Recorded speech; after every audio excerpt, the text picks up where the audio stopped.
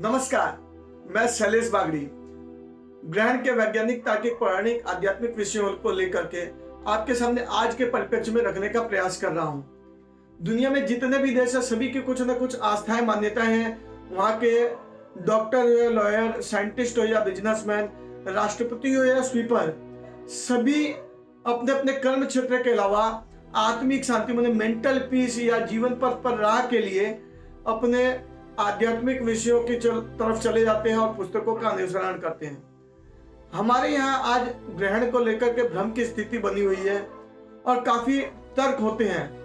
TV में यूं तो वर्ष भर माने ज्योतिषाचार्य को बुला करके राशिफल दिखाया करते हैं, लेकिन जो ही ग्रहण पास में आता है तो कुछ डॉक्टर को, कुछ ज्योतिषाचार्य को और कुछ आधुनिक वैज्ञानिकों को बुला करके उनमें डिबेट करवाने लग जाते हैं, जबकि आवश्यकता है कि इन सबको साथ में बैठा करके आज के परिप्रेक्ष्य में ग्रहण का मेरिट और डीमेरिट क्या है, इस पर शोध करके समाज के सामने कैसी स्थिति रखी जाए कि हमारा भी कॉन्सेप्ट क्लियर हो जाए। किसी वीडियो में test tube baby consultant Supriya Pauranik को कहते सुना कि सूर्य ग्रहण को जब हम खुली आंखों से देखते हैं तो रेटिना बर्न होने के कारण में जो अंधापन होता है उसे एप्लिक ब्लाइंडनेस कहा जाता है। इसका मतलब इसकी नकारात्मक ऊर्जा का हमारे शरीर पर डायरेक्ट प्रभाव पड़ रहा है। टीवी में किसी साइंटिस्ट को रेडिएशन के बारे में कहते सुना तो किसी को निगेटिव या पॉजिटिव एनर्जी के बारे में कहते सुना। कुल मिलाकर सूर्य चंद्रमा जब अपनी प्राकृतिक अवस्था से दूर हो जाते हैं माने तो हमारे ऊपर इसका निगेटिव इफेक्ट पड़ता है। सतगुरु जी बताते हैं कि चंद्र ग्रहण के दिन चंद्रमा फास्ट फॉरवर्ड मोड में हुआ करता है। इसका अर्थ हो गया वो अपनी 28 कलाओं को पूरा कर रहा है और प्रकृति उससे 28 दिन मानती है एक सूक्ष्म रूप से। इसी कारण जो भोजन अपनी प्राकृतिक अवस्था से दूर है, माने कच्चा फल या सब्जी ठीक है, लेकिन जो फल सब्जी पका लिए गए या जो अनाज पका लिया गया है उसकी सड़ने की प्रक्रिया तेज हो जाती है और प्रकृति उसे 28 दिन पुराना मानने लग जाती है। इसी कारण उसमें बैक्टीरिया, वायरस आते हैं जो हम खुली आंखों से नहीं देख सकते। लॉजिकल माइंड से मैंने सोचा कि भाई भोजन हमारे सामने पड़ा और ये सड़ गया, हमें दिखाई नहीं दे रहा है, ये कैसे संभव है कि प्रकृति उसको फास्ट फॉरवर्ड मोड पर मान रही है। उस समय सोचने के बाद में दिमाग में आया कि भाई यदि हम फल को काट करके इस कमरे में बंद कर देते हैं और लगभग 5-7 घंटा तक उसके बाहर पहरा देते हैं कि कोई मच्छर या कीट पतंग अंदर प्रवेश न करे, और जब 6 घंटे बाद हम कमरा खोलते हैं तो वहां में कुछ ना कुछ भिन्नता दिखाई दे रहा है, तो इसका मतलब प्रकृति हमारे सोचने से नहीं अपने तरीके से कार्य करती है। यह बात हमें सिद्ध हो जाती है। 1950 के पहले नासा का अस्तित्व भी नहीं था और महाभारत के जमाने में जयद्रथ वध के समय में भगवान कृष्ण को ग्रहण की सटीक जानकारी थी। इसका अर्थ है ज्योतिष शास्त्र अपने आप में एक बहुत बड़ा विज्ञान है जिसमें ग्रह, नक्षत्रों और उप नक्षत्रों की तरंगों का पृथ्वी पर कब, कहां, किस कोण से कितना इफेक्ट पड़ता है, इसका रहस्य उन्होंने जान लिया था। और इसी कारण यह वैज्ञानिक रूप से सिद्ध हुई कालगणना बोले या एस्ट्रोलॉजी बोले, यह वैज्ञानिक रूप से सिद्ध है। बस यह है कि जो लोग बोलते हैं कि वे एस्ट्रोलॉजी इसको ज्योतिष शास्त्र को नहीं मानते हैं, वह भी हमें जोडियक साइन पढ़ते हुए मिल जाएंगे। ज्योतिष शास्त्र के अनुसार राहु जब सूर्य को ग्रसता है तो सूर्य ग्रहण, और चंद्रमा को ग्रसता है तो चंद्र ग्रहण होता है।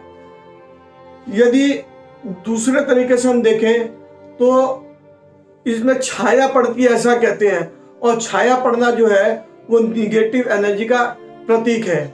आचार्य योगेश शास्त्री कहते हैं सूर्य उत्पादन करता है और चंद्रमा रस भरता है, और ग्रहण के समय यदि प्रकृति की विपरीत परिस्थिति होती है तो हमारे शरीर में पाचन की प्रक्रिया कमजोर हो जाती है, और इसी कारण ग्रहण के 9 घंटा पहले माने चंद्र ग्रहण के 9 घंटा पहले और सूर्य ग्रहण के 12 घंटा पहले सूतक लगता है कि हमारे शरीर में जो भी है वो पच जाए या निकल जाए, जिससे हमारे खाली पके हुए भोजन में नहीं हमारे शरीर के डाइजेशन सिस्टम में भी प्रभाव पड़ता है। और आचार्य योगेश जी शास्त्री ये भी बताते हैं कि लगभग 80% बीमारी शहर वालों को होती है, गांव वाले जो है वो प्रकृति के साथ में रहते हैं, शहर वाले प्रकृति से दूर रहते हैं। इसीलिए 80% बीमारी शहर वालों को होती है। पंडित राजीव किराड़ू का मानना है कि हम भगवान को जीवंत रूप में देखते हैं, इसीलिए जब प्रकृति अपनी अप्राकृतिक अवस्था में होती है तब सूतक या अपवित्रता की स्थिति होती है, जिसके कारण मंदिर बंद कर दिए जाते हैं। आचार्य राकेश जी पांडे का कहना है कि इस 26 मई माने वैशाख पूर्णिमा को जो चंद्र ग्रहण हो रहा है वो कलकत्ते में 8 मिनट के लिए मान्य है। इसका कारण है चंद्रोदय का जो समय है वहां से लेकर ग्रहण शुद्धि का समय, माने 6:15 पे चंद्रोदय होगा, कलकत्ता में 6:23 पर ग्रहण शुद्धि है, इसलिए 8 मिनट का ही ग्रहण माना जाएगा। इसके पहले जो 9 घंटे हैं उसी से यहाँ पर सूतक माना जाएगा। हम बात चाहे आधुनिकता की करें, चाहे ज्योतिष शास्त्र की, चाहे डॉक्टरों की, चाहे आयुर्वेद की, यह तय है जब भी प्रकृति अपनी अप्राकृतिक अवस्था में होती है तो इसका नकारात्मक प्रभाव, इसके रेडिएशन या अल्ट्रावायलेट रे का कम होना, कुछ न कुछ निगेटिव इफेक्ट है जो हमारे शरीर पर पड़ता है। चाहे आधुनिक विज्ञान हो या ज्योतिष शास्त्र, चाहे गुरुजी लोग हो या डॉक्टर, सभी मिलाकर के कुल एक बात तो तय है कि निगेटिव वाइब्रेशंस है, रेडिएशन है, अल्ट्रावायलेट रे का कम हो जाना है, या कुछ भी ऐसा जो अप्राकृतिक अवश्य हो रहा है। इस कारण हमारा डाइजेशन सिस्टम जो है गड़बड़ हो जाता है या हमारे रेटिना को प्रॉब्लम हो रही है।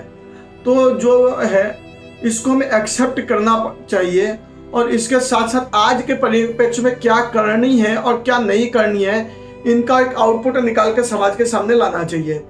इसीलिए कहते हैं कि भाई ग्रहण के समय भोजन नहीं करना चाहिए, लेकिन बच्चों, बूढ़ों और बीमारों को इसमें छूट दी गई है।